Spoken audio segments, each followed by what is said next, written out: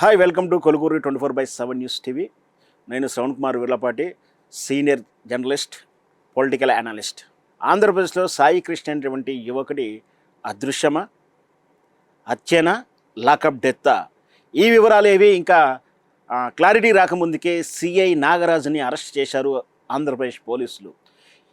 దీంతో చాలా ప్రశ్నలు వస్తూ ఉన్నాయి తెర మీదికి.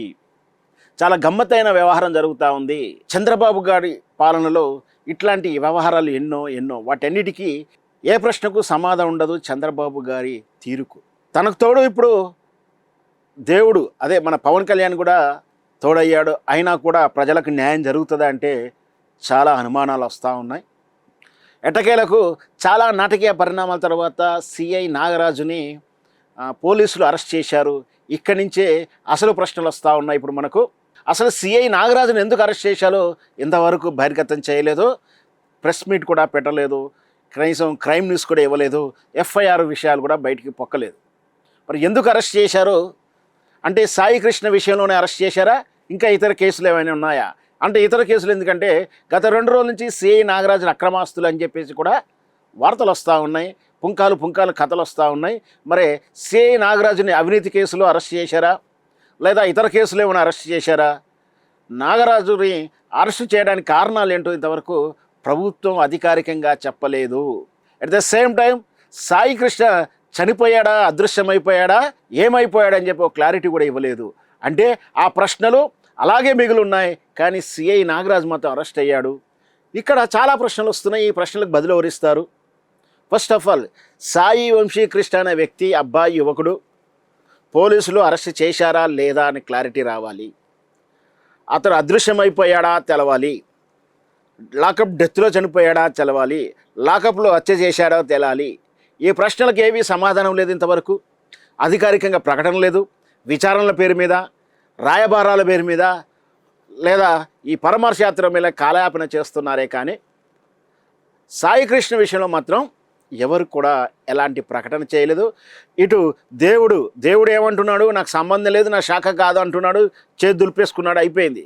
ముఖ్యమంత్రి గారు మాట్లాడరు, హోమ్ మినిస్టర్ అంతే గారు మాట్లాడరు, లోకేష్ బాబు గారు అన్నీ తానే తిరుగుతున్న లోకేష్ బాబు గారు మాట్లాడరు. అవును తప్పు జరిగిపోయిందని ఒప్పుకోరు, లేదు తప్పు జరగలేదు, అది అసలు సాయి కృష్ణ అనే వారికి మాకు సంబంధమే లేదు మా ప్రభుత్వానికి అని కూడా చెప్పరు. అంటే ఎవరిని ఎర్రి పుష్పాలను చేస్తూ ఉన్నారు, చట్టాలను అడ్డం పెట్టుకోను. అంటే ఇప్పుడు ఏం చేస్తున్నారంటే నాకు తెలిసి రేపు 29వ తారీఖు 27వ తారీఖు ఐబీపీఎస్ కార్పొరేస్ వాయిదా ఉంటుంది. అక్కడికి వెళ్తారు, ప్రభుత్వం అన్ని చర్యలు తీసుకుంటుంది, ఇంకా దొరకలేదు, మేము ప్రత్యేక సిట్ కమిషన్ వేసాం, ప్రత్యేక అధికారులు వేయించాం, ఆ నివేదిక రాగానే వివరాలు తెలియజేస్తామని చెప్పేసి మళ్ళొక వాయిదా తీసుకుంటారు. అయిపోయింది కథం. మళ్ళీ ఒక 1 నెలకో 2 నెలలకో వాయిదా వస్తుంది. అప్పటి వరకు ఈ విషయం అందరూ మర్చిపోతారు. పేపర్లో హెడ్డింగ్ కూడా పోతుంది, సోషల్ మీడియాలో కూడా అయిపోతుంది. మరి లోపల మసిబుసి మారేడికాయలు చేసేస్తారు. సిఐ నాగరాజు బయటకు ఇకపోతే సిఐ నాగరాజు కొనం ఆలోచిద్దాం. అంటే సాయి కృష్ణ విషయంలో సత్సారం జరిగిపోతుంది. ఇక్కడ ఆ బాధితుల కుటుంబంతో చంద్రబాబు నాయుడు మాట్లాడారు, ఒక భరోసా ఇచ్చారట. అలా అని చెప్పి మౌనంగా ఉంటారా? లేదు, ఆ కుల నాయకులు, ఒక కులదేవుడు కులనాయకుడు తమ అనుంగులం పంపించేసి రాజీ ప్రయత్నాలు చేస్తున్నారు, ₹1 కోటి బేరం పెట్టేశారని కూడా వార్తలు వింటున్నాం. మరి ఎందుకో ఏం జరుగుతుందేమో కానీ బాధితులు మాత్రం గత 4 రోజుల నుంచి మౌనం వహిస్తూ ఉన్నారు. ఇకపోతే దీనికి ఇంకొక కోణ వార్త ఏంటంటే వైఎస్ జగన్మోహన్ రెడ్డి గారు వెళ్ళి పరామర్శిస్తే ఒక రౌడీ షీటర్ ఇంటికి వెళ్ళి పరామర్శించారని చెప్పి ఎల్లో మీడియా దిక్కుమాలిన జర్నలిజాన్ని వ్యభిచారం చేస్తూ బతకలేక, పిల్లలను పోషించుకోలేక వ్యభిచారం చేసేదానికన్నా ఎక్కువ ఘోరంగా దిగజారి 2 కోణాల వార్తలు రాస్తున్నారు. జగన్మోహన్ రెడ్డి మాత్రం వెళితే రౌడీ షీటర్ ఇంటికి వెళ్ళాడు, ఒక గుండా ఇంటికి వెళ్ళాడట.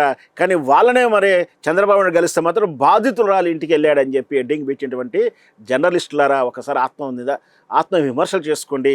అన్నం తినేటప్పుడు మెతుకులు లెక్క పెట్టుకుంటూ మాట్లాడండి. అప్పుడు మీరు చేస్తుంది నిజమా అబద్ధమా అని తెలుస్తుంది. మీకే ఎల్లో జర్నలిస్టులారా మీకు తెలుసు, మీరు అందరూ ఎవరో, ఎల్లో మీడియా ఎవరో తెలుసు మీ అందరికీ. వాళ్ళకే చెప్తా ఉన్నాను. వాళ్ళందరూ కూడా మరి ఇట్లా ఒకే వార్తను 2 కోణంలో ఎలా రాస్తారని కూడా ఆలోచించాల్సి ఉంటుంది. ఇకపోతే అసలు పాయింట్, సిఐ నాగరాజుకి ప్రమాదం ఏర్పడిందా? ఇప్పుడు సిఐ నాగరాజు మీద ఒత్తిడి వస్తుందని చెప్పేసి మనం వింటా ఉన్నాం. ఇప్పుడు నిదానంగా ఆలోచించడం మొదలు పెడదాం. ఏంటి, సిఐ నాగరాజు ఒక రౌడీ షీట్ని తీసుకొని చంపేంత కక్ష ఎందుకుంది? ఒక సైకోటిక్ మెంటాలిటా, లేదు సమాజంలో శాంతి భద్రత దెబ్బతీస్తున్న వాళ్ళని కట్టడి చేయాలని అనుకున్నాడా? అలా చెయ్యొచ్చా? చేస్తే పొరపాటున చనిపోతే తప్పు ఒప్పుకోవాలి కదా. ఎందుకు? సమాజం మంచి కోరేవాడంటే హృదయం మనసు ఉన్నవాడుగా భావించాలి మనం. మరి అట్లాంటి వాడు నిజంగా ఒక మనిషి చనిపోతే శత్రు సైన్యాన్ని చనిపోతే కూడా గౌరవప్రదంగా ఉపయోగపడేటువంటి నీతి నియమాలు ఉన్నటువంటి సనాతన ధర్మం ఉన్నటువంటి భారత భూమి ఇది. అప్పటికైనా తప్పు ఒప్పుకోవాలి, పశ్చాత్తాపడుకోవాలి. లేదు అంటే కావాలని తానేమైనా సైకోథెటిక్గా చంపాడా అంటే పొరపాటు జరిగిందా, కావాలని కక్షతో చేశాడా? లేదు అని మూడో కోణం వినిపిస్తూ ఉంది. అదేమిటంటే ఒక ల్యాండ్ సెటిల్మెంట్ విషయంలో ఒక రాజకీయ నాయకుడు వత్తాసుగా తీసుకొని ఆయనకు అంటే ఆ రాజకీయ నాయకుడు భూమి ల్యాండ్ సెటిల్మెంట్ విషయంలో ఆయనకు అనుకూలంగా వ్యవహరించే క్రమంలో ఈ మర్డర్ జరిగింది, ఈ హత్య జరిగింది, లేదా ఈ మరణం జరిగింది, ఈ కస్టోడియల్ మరణం జరిగిందని చెప్తా ఉన్నారు. విషయం సీరియస్ అయిన తర్వాత ఇప్పుడు ఆ సదరు రాజకీయ నాయకులు సిఐ గారు మీరు మాత్రం నోరు తెరిస్తే ఖబర్దార్ అని ఒకరు వార్నింగ్ ఇస్తున్నారని కొందరు అంటుంటే, లేదు రాబోయే రోజుల్లో నీకు ఎమ్మెల్యే సీటు ఏదో రాజకీయ పదవులు ఇస్తా, మీరు కాస్త మౌనంగా ఉండండి అని చెప్పేసి భరోసా ఇస్తున్నారట. అప్పుడు గనికి ఆ సిఐ నాగరాజు తనకు తానుగా లొంగిపోవడానికి, తనకు తానుగా సహకరించడానికి తెర మీదకి వచ్చాడని చెప్పేసి అంటా ఉన్నారు. మరి ఏంటి అంటే సిఐ నాగరాజు ఒకవేళ వాళ్ళకు అనుకూలంగా పనిచేస్తే, అనుకున్నట్టుగా చేస్తే, అంటే నిజాలు దాచిపెట్టి ఆ రాజకీయ నాయకుడి పేరు చెప్పకుండా ఏది చెప్పకుండా మౌనంగా తనకు సహకరిస్తే ప్రయోజనాలు వస్తాయి. మరి సహకరించినప్పుడు లేదా సహకరించడం అనుమానాలు వస్తే మరి ఆయనకు ప్రమాదమే కదా. ఇది కదా మనం చర్చించాల్సింది. మనం ఎన్ని సినిమాల్లో, ఎన్ని సంఘటనలో, ఎన్నిసార్లు మనం ఇట్లాంటి జరగలేదు. విలన్కి ఒక వ్యక్తిని ఇచ్చి ఏదో సుపారీ ఇచ్చి పని చేయని చెప్తారు. మళ్ళీ సుపారీ తీసుకుని సంపొచ్చిన తర్వాత వీడు ఎప్పటికున్నా ప్రమాదం అని చెప్పేసి చంపడం.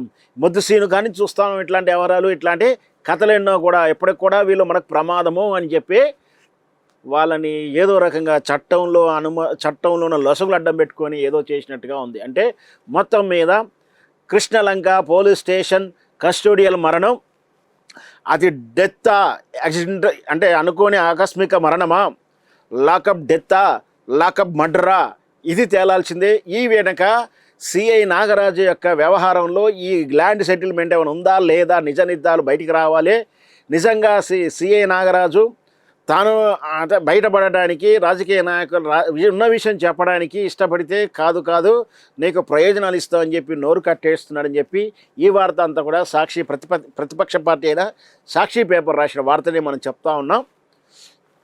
అంటే సిఐ నాగరాజు ఇప్పుడు కీలకం అయిపోయింది. ఆయనకు భద్రతకు ప్రమాదం ఏర్పడిందని మనం ఆందోళన చెందాలి.